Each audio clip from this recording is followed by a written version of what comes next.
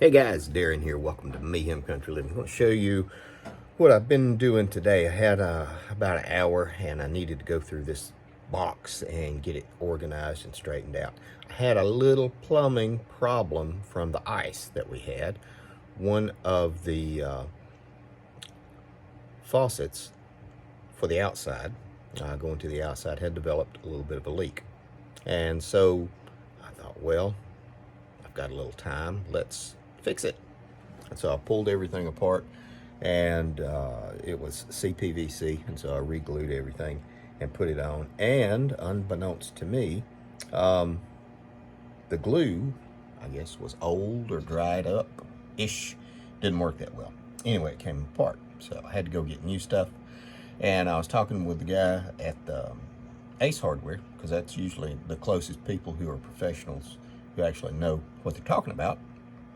I went there and talked to him, and he said, yes, after a while, the glue does start to break down. The primer, not so much. The primer lasts until it dehydrates.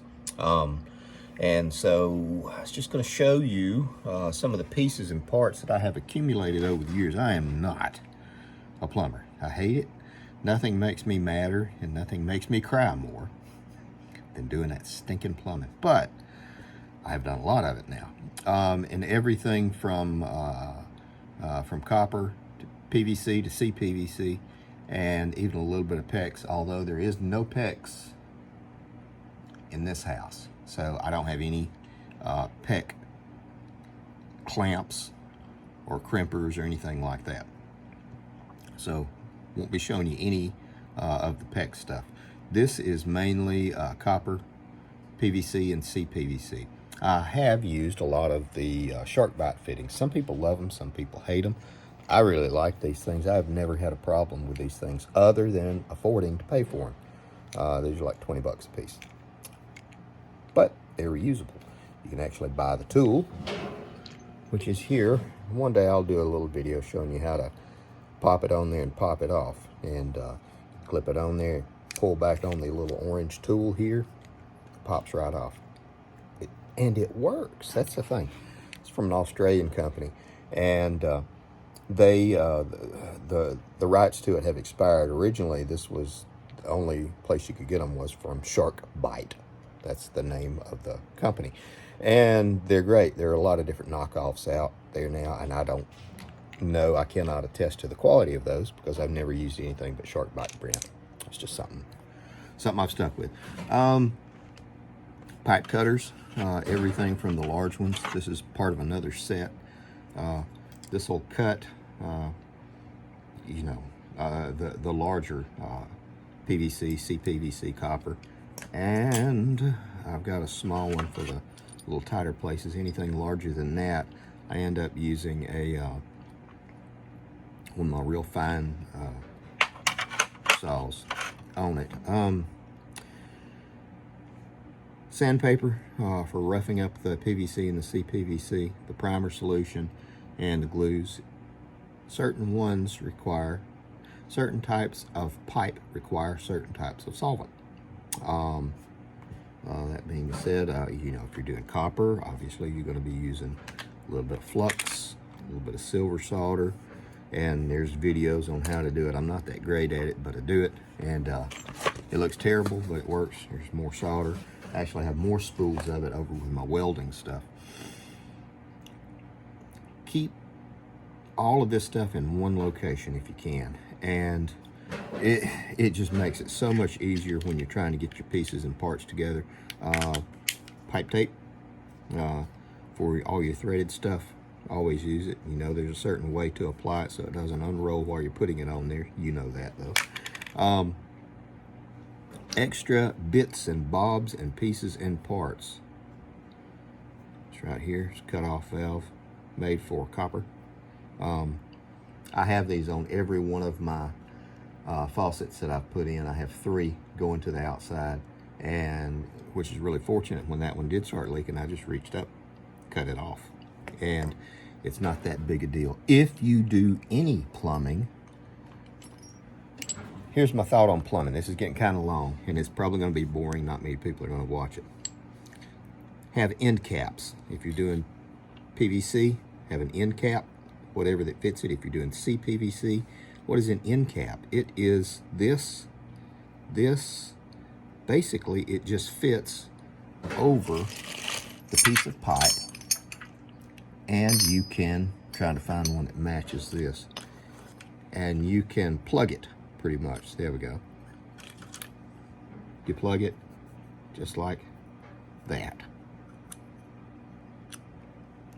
And that way, if it's a 911, 9 o'clock at night, you can plug this thing, and you might not have water going to that bathroom, but man, you don't have to worry and fight with it and cut water off going to the whole house. They make those in copper, PVC, CPVC, and I've even got one actually in a shark bite, because I've had this happen. Pop this thing on there, take it off the next day, fix everything. The little insights I know about plumbing. Never do plumbing on the weekend or at night or holiday. Why is that? Double time. That's why. You get charged double time. So don't go jacking around with a water heater at 8 o'clock at night. Don't do it. Speaking of water heaters, pop-off valve for a water heater. Just have an extra one. I had one, the hot water heater had gone out. This was still good. Took my heating elements out, took the heaters, scrapped the rest of it, and replaced it. This is good stuff to have if you were going to be using, putting new handles in your shower. You know, you're going to have a few specific pieces and parts. You have to have special wrenches. You don't have to, but when you need them, you need them, and the place is usually closed. If you got to pull them, they make a puller. This was like 12, 15 bucks. It's not terrible. If you're going to have to pull that faucet and that valve out, you need to pull the seat. This is a seat puller. Sometimes you can get by with a Torx head. This is 12 or 15 bucks. So I always have them. And keep these pieces and parts all in one box if you can. Of course, my propane torch for heating up and soldering, I keep it separately. Honest to goodness, welding stuff, I keep that separately in one little location, but it just makes it a lot easier. These things, some people call them faucets, bib faucets, spigots, whatever you want to call them. This is actually a boiler spigot or a faucet. This has a ball valve in it. It doesn't have a crush. It doesn't have a crush gasket like all the ones you see. The ones you see that have crush gaskets are $2 or $3. This one is about $15. Why? Because this thing doesn't leak. You never have to replace an O-ring. The water does come out a little funny. It makes a spray when it comes out. I don't really care because it's usually going into the hose. You never have a leak with one of these guys. If you do have a leak, it's going to be from your pipe, not from the faucet. It's just what I've seen. These are 10 times as much. These are, like I said, I think 15 bucks, 18 bucks. There may be even more now.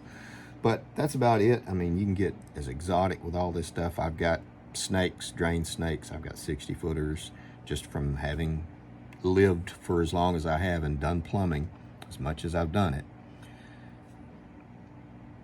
Put everything in one little place because you don't have to keep buying things over and over again. For example, I got 2 of these little connectors that go with a shark bite fitting. They're $3 a piece. I don't know why I have to. Well, I do. I couldn't find them one, so I got mad and went and bought 3 of them. That's usually what I end up doing. Have extra connectors, small stuff for your PVC, your CPVC. These are things like 80 cents a piece. Some of the more exotic or the more bins they have, pieces and parts, you know, they can be a little more expensive, but it's, you know, you can buy 5 of them for the price of going to McDonald's. And you know how I feel about McDonald's. We're going to wrap this up. Have your plumbing stuff in one place. That way you can take the box, go wherever you need to. Do it safe. Don't do crazy stuff. Don't do it at night. If you do have a leak, cap it, plug it, fix it in the daylight. That way all the stores will be open too. Anyway, guys, we're going to wrap this up. Like I said, this is not going to be the sexy video on, you know, whatever to whatever, but this is something that I do and reach for frequently, especially around the homestead. You're going to run water out to your chicken. Yeah, you're going to be reaching for this box. Out to the dog kennel. Yep. You know, or if something starts leaking in here. Anyway, guys, take care of you people. One more thing. Get water alarms, moisture alarms. Put them around your hot water heater. Put one on top of your hot water heater. Put one around your sump pump. That way, if water does start leaking in, it'll alarm.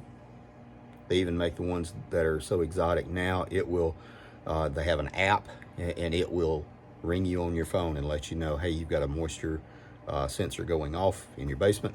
They're just cheap to have. Put it under the sink in your bathroom, you know, by your washing machine, wherever you do that kind of stuff. It'll pay for itself. Take care of you people.